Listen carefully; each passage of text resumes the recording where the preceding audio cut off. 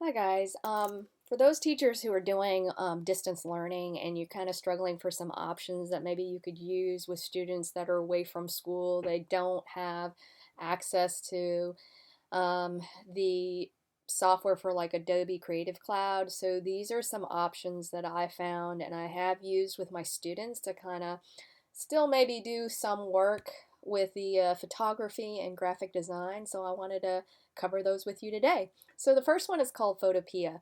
I had to ask to have this unblocked because the where it is being hosted is in a different country. So your IT department will have some questions about it, but this is an option, browser-based. If you have Chromebooks and that's all you have to use, it will work in that. Does open Photoshop files, which is great. Next one is Pixlr. So Pixlr has a newer version, Pixlr 10, and then this is the older version, which I've used with students. Pixlr does have a Android and iPhone app that is free to download.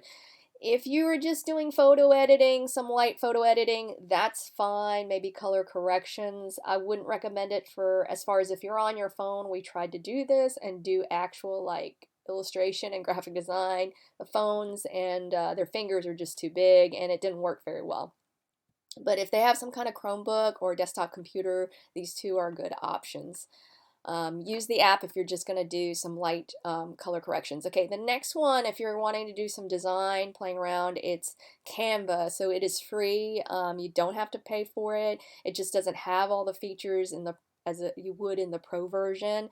So this allows you to do some, based on some templates, go ahead and create some different design layouts. Next one is Adobe's version of Canva called Adobe Spark. Once again, free. You don't need the Adobe Creative Cloud, an account with them or anything. You can make blogs. You can go ahead and make any kind of web graphics.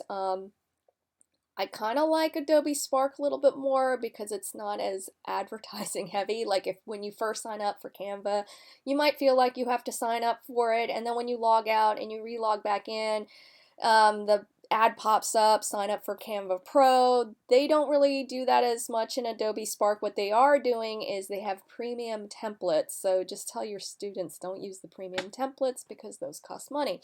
So stick with the free ones, okay? So those are just some options that you can use if you're limited with software.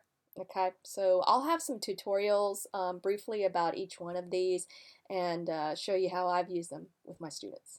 Thanks for listening.